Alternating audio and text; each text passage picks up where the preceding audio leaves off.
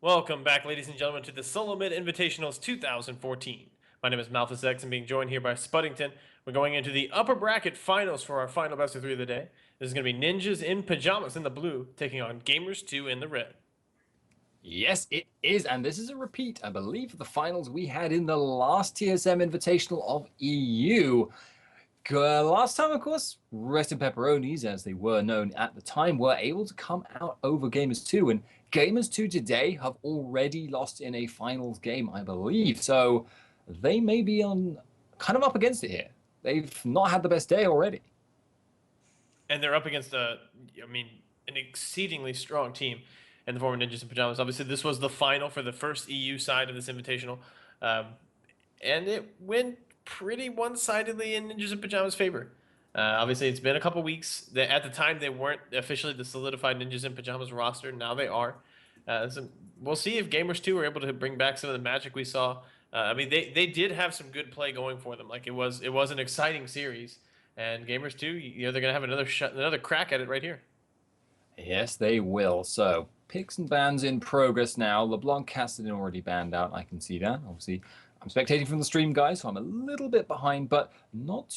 It's interesting how Cassidy seems to suddenly have come back in again, because I would have thought he would have dropped out of the meta again, having been nerfed quite heavily in the last patch, pretty much reverting the very large buff he had slightly before that. But it definitely seems that a lot of the teams that are playing today, because we saw him banned earlier and played earlier, are starting to rate Cassidy as being very, very strong again. And we did see, even though he was frankly dumped on in lane by a Kale counter pick, he still managed to come back in when we saw him earlier. And was extremely strong. So the first pick for Ninjas in Pyjamas, they're going to grab up the Braum for Mithy right away. The counter picks here for Gamers 2, they're going to take away the Lulu pick, which you can expect that to be a very high priority pick against Ninjas in Pyjamas in every game. And then they grab up the Lee Sin for Morden, so no Lee Sin for Ko. Gamers 2 are as much picking away from Ninjas in Pyjamas as they are grabbing up strong picks for themselves at this point. Yes. That being said, there is a slight issue with the steal away strategy they've got here because Ko, at the least, has Kha'Zix still available. Kha'Zix, we've seen, still a very viable jungler, still very, very strong. Ko, very, very good on that champion.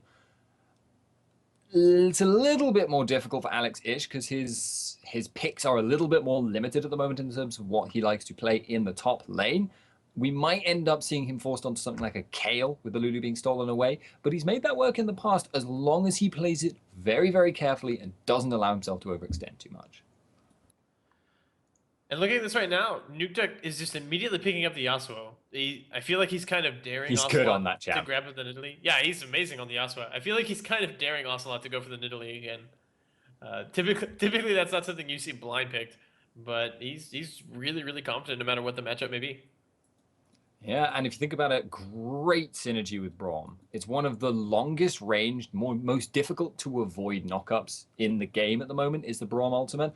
So you get that as your start off initiation, then you get the follow up with the last breath, and you've instantly got a very, very strong team fight burst and crowd control combination. So giving yourself a lot of crowd control.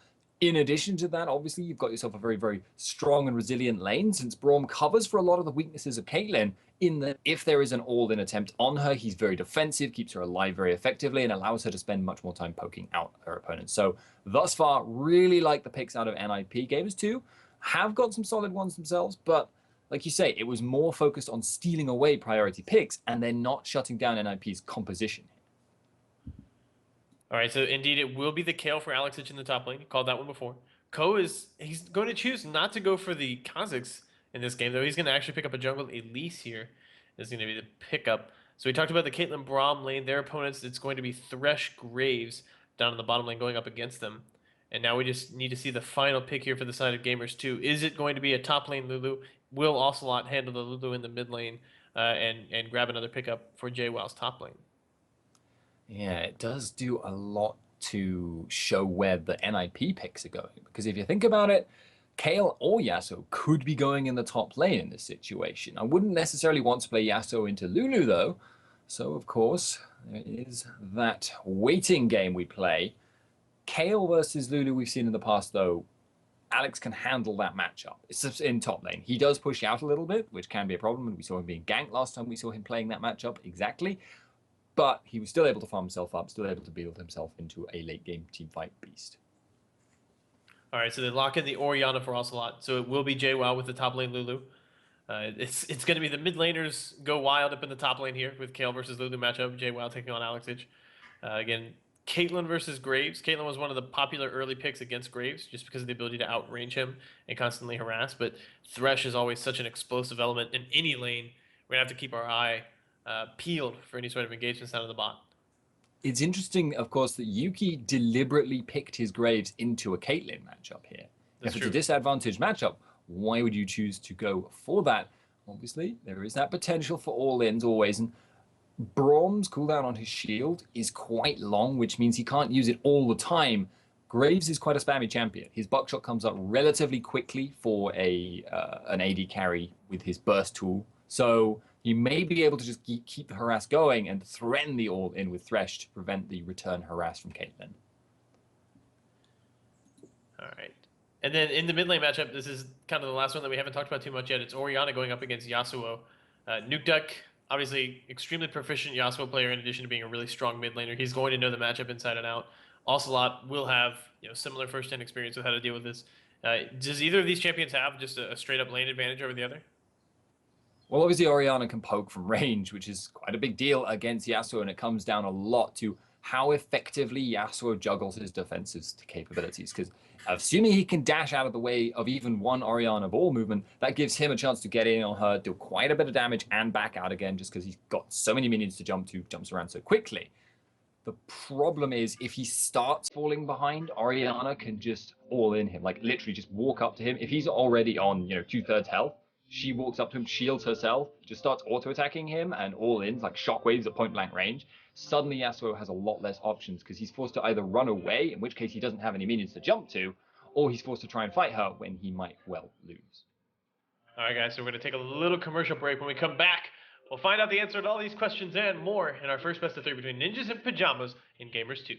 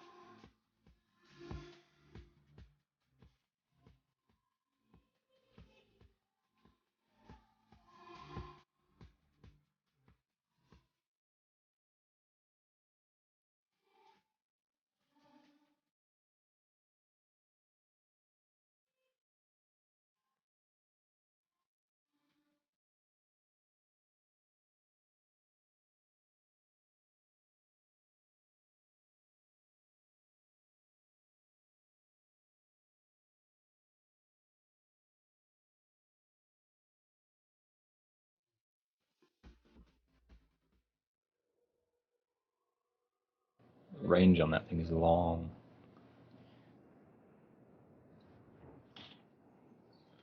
Welcome back, ladies and gentlemen, here to our second best of 3 of the day. This is Ninjas in Pyjamas in the blue taking on Gamers 2 in the red. We're in the upper bracket finals here. This is the first game of the best of 3, so the score is tied up at 0-0. I'm Alphas X, being joined here by Spuddington for the Solomid Invitationals 2014, brought to you in part by Logitech and ProBuilds.net. So obviously the winner of this best of 3 series goes straight through to the grand finals. The loser will have to fight their way through the losers bracket finals, and at best will get to the finals with a 1-game disadvantage. So NIP will be looking to take this home, and currently looking like we're not going to be seeing too much aggression in this early game right now. Just a lot of guys fanning out, covering all the entrances. No ups yet. Teams, even despite having the 30-second trinkets now, still not big fans of going in for level 1 engagements or late invasions or anything like that. We have seen a marked decline in 4v0 pushing, or actually in lane swaps in general at this point, as I believe we've seen pure 2v2 and 1v1 matchups today. So this is, a little bit of a return to a slightly older meta. Yeah, it is. I'm surprised that we're not seeing any 2v1s. 4 versus naughts aren't really an option anymore. Because of the early vision, it means you can predict that heavy push commitment coming, and then you can make sure you've got 3 people to hold against 4 people, and that basically just means they're not going to be able to push down the tower, and you'll be getting XP advantages elsewhere. But 2 versus 1s, I can still definitely see that. You bully out your opponent lane, you force their jungler to commit to holding the tower. At the moment, there isn't much purpose for either side to do that, because there's roughly equal scaling lanes and roughly equal scaling junglers as well, and roughly equal ganking junglers as well in this case, because such strong early ones. But at the moment, well, we are actually seeing 2v1s, so that's how it goes. Yeah, so they're going to go for this one. Do you think this is more not liking the Kayle into Lulu matchup, or like what is because NIP are the ones initiating the swap here right now? What is it behind NIP wanting to change up this matchup? I've got to honestly tell you, I'm struggling to see exactly what the purposes of this swap up are. It feels like they are scared, perhaps, of the 2 versus 2 matchup in the bot lane more than the 2 versus 1, or sorry, the 1 versus 1 in the top, because Kayle is going to do just fine. I mean, we've seen him run that exact matchup before, so it has to be the situation that they're afraid of the 2 versus 1s. And of course, Caitlyn right now does suffer sometimes in straight lane matchups against hard engaged supports, but I don't see it being quite such a problem in the early game. I'm just, I'm at a loss. Maybe I'll ask the players later, because it's just something that I don't understand. So right now we just have a 2-man roaming squad here from the side of Ninjas Pyjamas. Alex, Itch, and Co have just been clearing out the jungle together and now moving into the enemy jungle together as well. It looks like we ended up seeing some 4v2 action up in the top lane as Morden joins JWoww to try to keep him safe under the tower, keep him farming. They have to know at this point, with no one showing in the bottom lane, that there's a high likelihood for 4 people to show up. And indeed, here they are. Mithy going to start the dive off. He's going to be taking the tower aggro. Summoner heals burn. He flashes himself away. JWoww going to be the next target. Quick double kill for Co. And Ninjas in Pyjamas come out swinging. Yeah, so that's the smart part. If you do end up in a 2v1 in the early part, I see what they were going for now, because they didn't show Alex anywhere. He has not shown in the bottom lane. Gamers 2 did not expect, essentially, Kayle to just jungle along with his fellow in the jungle there and get enough XP and then go for the 4v2 dive. That hadn't even crossed their minds, I suspect, at that point. So, clever little ploy. Gets them 2 kills, of course, and it gets Caitlyn through the laning phase in, well, I say through the laning phase, they're probably still going to go back to the laning phase after this, but it doesn't build them up a huge advantage at this stage of the game. JWoww now may have to watch himself, of course, because Co is right there, has got double buff and a Braum. JWoww come around, he's going to find this out, gets caught up by the cocoon, Braum passive going to proc as well, 2 huge stuns, and the Lulu never has the opportunity to try to run away from that one. Ninjas in Pyjamas extend the kill lead 3-0. Yeah, nice little roam there from Braum joining up with the jungler. And at least when she gets ahead of the enemy jungler, starts getting really frustrating to deal with, because she just kills you every time you find her. Freeze may want to not stick around for too long. They have got ward cover. There's no real reason for her to get caught by Dude here. So in the mid lane, Nuke Duck has been having a really He's nice gonna time get with this one. caught. Freeze, yeah, Freeze, he's going to get caught up. There's the death sentence going down. Flay comes out as well. Freeze already used a 90 caliber net. He's got no summoner heal. Didn't have the flash, not gonna matter. Yuki's gonna pick up that kill. And Gamers 2 get on the scoreboard. Yeah, straight up misplay. Like, you can see the trinket ward near the double golems. They both walked past that point, and she just underestimated the range from which Dude could go aggressive. JWoww now in trouble. JWoww in trouble once again. Ko gonna pick up his 4th kill of the game.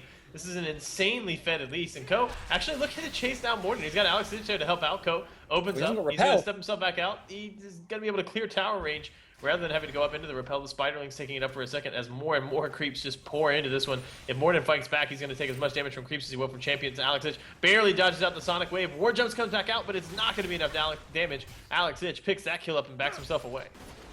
Nice juggling of the damage there. Ko kind of maybe jumped the gun a bit before, but obviously Alex very effectively judging the exact range on the tower, keeps himself alive, keeps himself out of there. Now, this puts Gamers 2 into a bit of an awkward situation because they want to use this duo lane to bully out Freeze, but they're now A, behind, and B, they're also in a lane where they do not have a tower. Right now, they can afford to commit because they know where the enemy jungler was not that long ago. But if they stay out here for a long time, they are going to have to either play very defensively or risk being killed. Can we point out that Ko has a 6-minute Spirit Stone, Haunting Guys, and Boots 1 on his Elise? That is terrifying. He can take anyone on the map right now, pretty much 1v1, and destroy them without having too much difficulty. He's almost on par with the mid laners for experience, and all Nuke Duck and Ocelot have been doing is kind of sitting in the mid lane and farming against one another. Yeah, they'll continue to do that for some time, but it's worth noting Nuke Duck has built himself a farm advantage here. The auto-attack harass from Orianna, not enough to get anywhere in that respect. Has also been forced to go for the tier first rather than the Athenes, since it's a physical damage lane he's up against. And now, Gamers 2 have overextended. There's a Cocoon going down onto Dude. They drop all the damage down. Cannot get the second. Oh, they could not get the last auto attack to proc the second stun there from the Braum passive. And just like that, Dude will be able to flash himself away. Does use both summoners to survive that gank. Very quick gank as well. It wasn't a big commitment of time from Ko. He wanted to be in this area anyway, since there is a buff coming up. He's going to steal that away. I don't really see Gamers 2 contesting this. Looks like they might try it, though.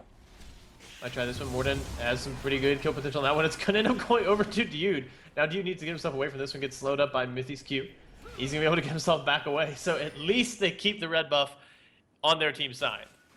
Yeah, a little bit surprised that Thresh manages to outsmite both Elise and Elise Sin, two of the best execution junglers in the game, but doesn't really matter. Sometimes that just happens. Both junglers trying to jump the gun a little bit too much there. Now, taking stock for just a second here, with so much control over this upper jungle and with such a fed Elise, I think NIP are going to be happy to keep laning up there.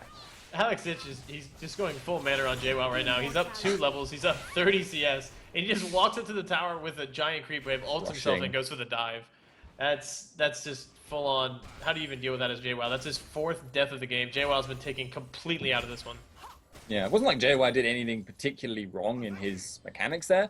Just the decision to even stay nearby was untenable. You can't stay in there when a Kayle can completely ignore the tower. You even saw he started off the aggro, took the first shot or two at the reduced damage from the tower, then used his ultimate to mitigate the damage from the higher damage tower shots, because obviously they stack up the more they hit. Absolutely, yeah.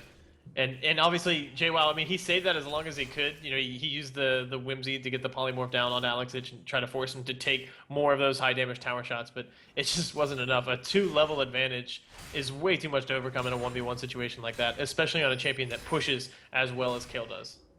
If you get poked down even a tiny bit as JWoww right now, before being dived, you will definitely die. You have to be at full health and using your shield on yourself and praying to God that he doesn't have quite enough damage right now. Looks like there might be. Nope, not a gank on the mid lane. Nuke Duck was just looking for the potential opportunity, but Ocelot reacted pretty quickly and backed out of there. So right now, it's a almost 3,000 gold advantage here for the side of Ninjas and Pyjamas. They're not trying to force the issue too much. they're having Alex roam around, pick up farm wherever he can, whenever the lane is unsafe. They're having Coke try to show up and bring some of his presence around. But mostly they're content to just continue building on the advantages they already have.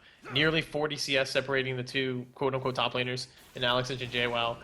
The CS has actually evened up. Ocelot's done a nice job of bringing the CS back to even, just as Nuke Duck was beginning to kind of open the gap up here. And again, Freeze has been getting the slightly better of the 2v2 up in the top lane.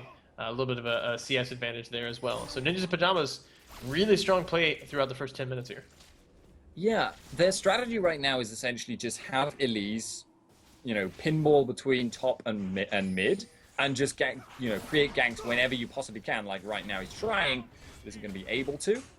There's actually a slight problem they're suffering there, though, in that because this is such an early lead that they're trying to take advantage of, his sweeper is still on the increased cooldown. He hasn't hit level 9 yet, so every time Gamers2 manage to get down even one ward, it's going to stick around for quite a long time, especially if they can get it down without their opponent seeing, because you're not going to just think, well, there might be a ward here, and then waste a 120-second cooldown to think, actually, that wasn't there after all, so they've got to be certain where they're sweeping, and they've obviously got less sweeps.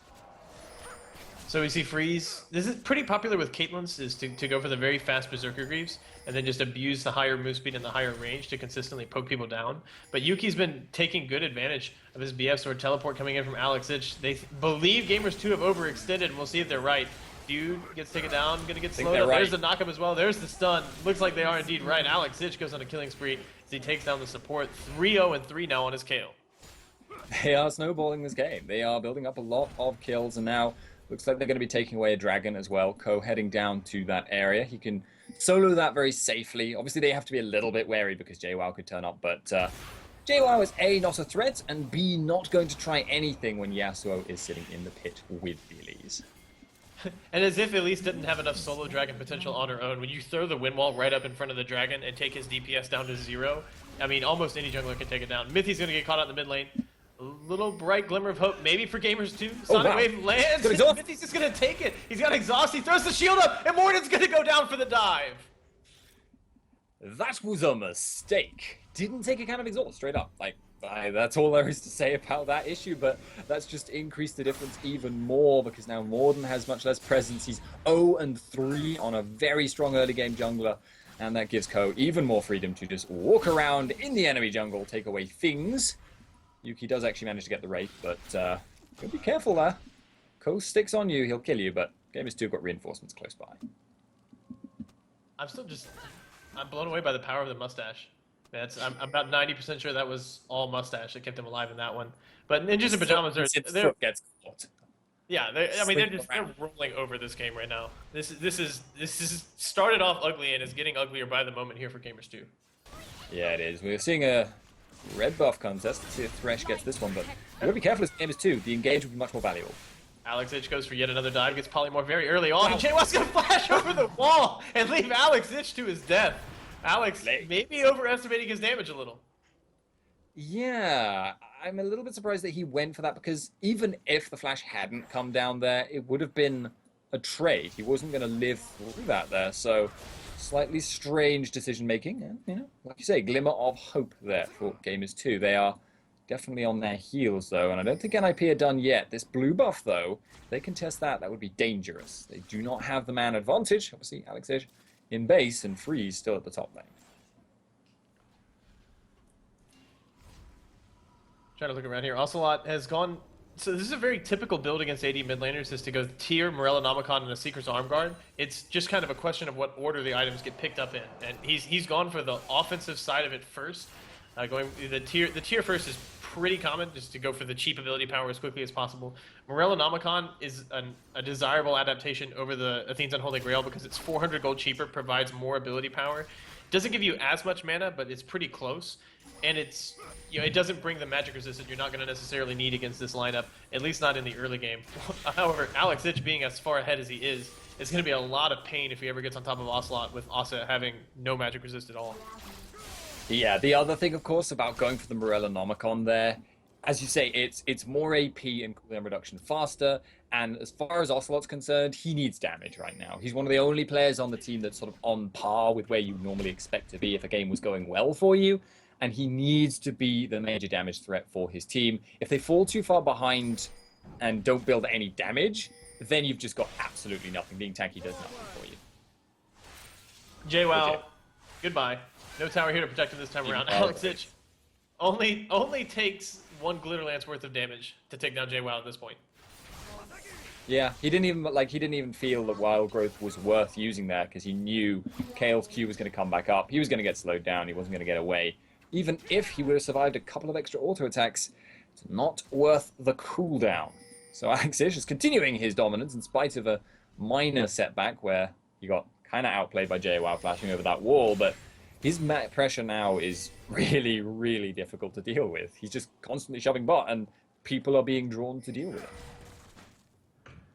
Yuki gonna get slowed up. CS gap has opened up a bit between the AD carries. It's now a 20 CS gap here in favor of Freeze. And with the global objectives, his team's been able to secure. Oh, Wasala committing so hard. He's gonna get the Dark Passage rather canceled by the knockup from Braum, and down goes Ocelot.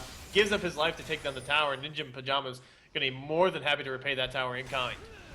Yeah, that's not a tower you can contest if your game is 2, and that's the peril of Yasuo and Braum. It's such a long-range engage.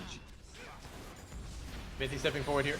The collateral damage comes in just to clear out the creep wave and stall Ninjas in Pyjamas as long as they possibly can. JWoww taking refuge in the bottom lane, picking up what creeps, what experience, what gold he can. But it's going to be a long, long time before this Lulu shows any presence in the team fights at all. Yeah, whether she's there or not. Contribute the knock-up. And that's going to be about it. Yeah, pretty much. The health, the knock-up. She's basically a support Lulu at this point. She does have a little bit of AP. Triple Doran's rings, but not much damage, I think. And wave clear, perhaps, I guess, is the main thing right now for her. This is very scary when you take a champion like Lulu, who normally provides so much utility for the team, and you just kind of take her completely out of the game. This is almost reminiscent of what we saw SK2 do at All Stars, where they just took every top laner out of every game and just make them a complete non-factor. Lulu is not a champion that can deal with that situation very well. I mean, she sort of needs the ability power to be useful. At this point, she's just Glitter Lance slows. That's the biggest thing that this Lulu can offer the team at this moment. And a little bit of, like you said, the knockup if anybody gets too close. Yeah, so gamers 2 are trying to turtle in, basically, now. They need, Lulu can help them with that, obviously. Oh, wow, engage. Nuke throws up the wind wall to block out the death sentence as well. And that's going to be 2 quick kills going over for Ninja in Pyjamas. Trying to turtle in is the operative word, trying. It's very difficult to turtle in when you can get bursted down like that, and that's the one player that was doing okay, now suddenly not so much. That's just been killed. They lose another tower. The gold difference is up to, 10k at this point, 18 minutes in. They can't even surrender yet if they want to. This is all looking very, very ugly. Yeah, this has not been a whole lot of fun. And also it's worth pointing out for NIP. Yeah, it's worth pointing out that that's the potential when you don't buy an early Seeker's Arm Guard or pick up any sort of defensive stats against the Yasuo. Is there's always the chance that if he can jump to you, he will be able to 100-0 you almost instantly.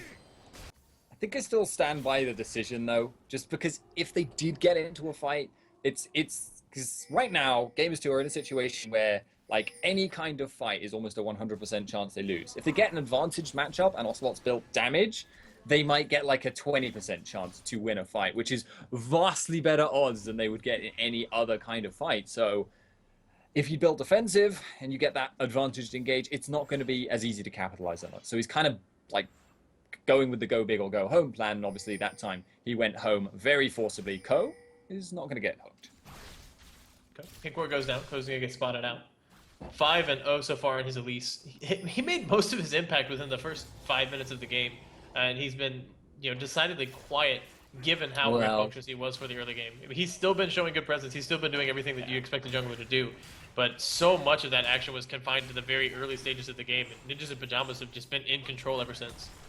Yeah, it's been presence now. It's actually not something I would expect to see from Ko, because his weakness as a jungler is going a bit too aggressive, looking for too many kills, and making some slightly dodgy decisions as a result of that. But he's actually been being very smart here, playing the map, just being in places where Gamers 2 don't know where he is, and because he's so fed, they then can't go anywhere near it. Dude may have killed himself. Dude gonna get locked up here by Nuke Duck. Nuke Duck does get exhausted, but it's not gonna be enough. Dude's gonna have to flash away to keep himself alive. Now Yuki coming in from the other side. Mithy on the run for this one, gets the slow down. Dark Passage gonna pull Yuki out of danger. And now it's gonna be up to the rest of Gamers 2 to keep the tower healthy.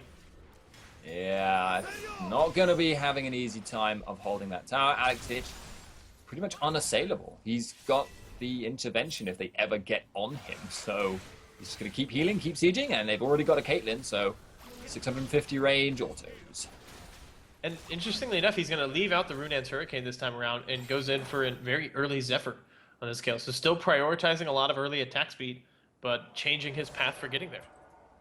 It's the split push, I think, that Alex Ish is trying to maximize there. It also makes him faster, obviously, and harder to pin down if they're trying to stop him. And it gives him probably roughly equal single target damage to Marunans, just because it gives you a lot of other stats as well. Oh, goodbye, Ocelot. Takes a huge Ow. chunk of damage there from Ko. Nuke Duck gets into range, gets a knockup, and picks up the kill with the last Whisper. Or excuse me, the last breath. Now Morden has to jump himself away. There's another knockup. Can Nuke Duck get in? No, he cannot. Flash comes out from Morden. He's going to get himself away from this one alive. And now, logical choice. Nuke Duck going to want to take up the tower as Ninjas in Pyjamas beat a hasty retreat. Your last breath is likely to be a last whisper, so it'll be... Okay. Well, okay, right. So, Gamers 2, I'm trying to think right now what they can do to turn the situation around, and I'm coming up a bit blank. Gamers 2, they just lack any kind of ability to secure fights. I mean, Yuki still has some items, maybe if they can get a good pick off, but Elise is showing too much presence. Every time they go for a fight, it seems to be on Alex Edge, and he just kills everybody involved. So, well, just buckle up, basically. Try and hold on. They've got inhib towers now, so at least those regenerate. That is true. They won't be able to go for the long game to whittle a tower down a little bit at a time. But they're starting to get to the point where their items are going to hit a critical mass, and the towers won't even matter anymore. They'll just go for a Braum knockup to draw tower aggro, and the Braum, once he starts buying a little bit of armor, in addition to all of the HP and his, his W and his E, giving the damage reduction, not so much to the towers, but to everything else, they'll be able to just, Yuki gets caught out. Can he get himself away from this one? Ocelot's there. The shockwave not going to land as Nuke Duck jumps to Ocelot, and then goes back out to the creeps and gets himself away. No matter what your opinions on Yasuo as a champion, whether you think he's a horrible, overpowered monster or, someone that is just bait for bad players in solo queue, he's always fun to watch when he's played really, really well like that. I mean, Ocelot, it's very hard, of course, for him because he has to try and catch someone, but, well, it was predicted and it was dodged out of there by Nuke Duck. So he's going to go down to the bottom lane. No, he's not. Okay. Surprised. I was expecting him to do some split pushing. There is still one in a tower, and I'd expect NIP would look to take that, but not right now. Alex Ich running up towards front. Death Sentence not going to land on the freeze. And now it looks like Ninja in Pyjamas is going to be content to use the Caitlyn range to just try to siege down the tower with a wind wall. Trying to do so. There's the Cocoon landing on the Yuki. Knockup goes down onto Dude. Nuke Duck going to follow up on that one with the last Whisper. Last breath again. Dang it. He's going to turn back around and force Ocelot back out. Ocelot gets ignited. He's going to have to move himself away. Cocoon lands on Ocelot again. They go back in for the re-engage. Ko has to flash himself over the wall. The intervention comes out from Alex Ich. He wasn't sure if he was going to be able to flash over the wall or not. Now JWoww coming back out. Gets the slowdown onto Nuke Duck. No follow-up on that one as Freeze is continuing to just right-click people down. So they get the catch onto Dude, but not able to continue pushing in towards the towers. Yeah, but I don't think they're going to be stopped for much longer. Gamers 2 have to regen here. They have to go back and heal. Although... Nice! Shockwave pulls Freeze back in. Koga's taken down very low as well. Freeze with the Morello Nomicon. Not going to get any extra healing coming out. He's not going to go down. Cocoon lands on Dude. He's going to pull it back away. Alex it steps to the front and blows up JWoww. Picks that kill up. Now Yuki's on the run. Knockup goes down. Double kill for Alex Ich. He's got a red buff. Doesn't want to get too close to Ocelot, however. And Ninjas in Pyjamas continue their push onto the mid inhibitor tower. Finally looked like they might have turned the situation around in their favor, and then suddenly Alex Ich. And goodbye, Morden. Freeze gets the short We knew you not. on the ace in the hole, with his ace in the hole getting cancelled. He's going to be able to pick up the kill on Lee Sin. Ninjas in Pyjamas a little indecisive, and that's actually going to be the surrender vote coming out from Gamers 2. Let's go to game 2.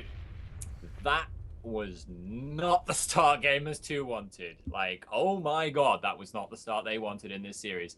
They're an emotional team as well. Ocelot, well known for being less of a good player when he's on tilt. So we'll see if they can get themselves back in the game after that.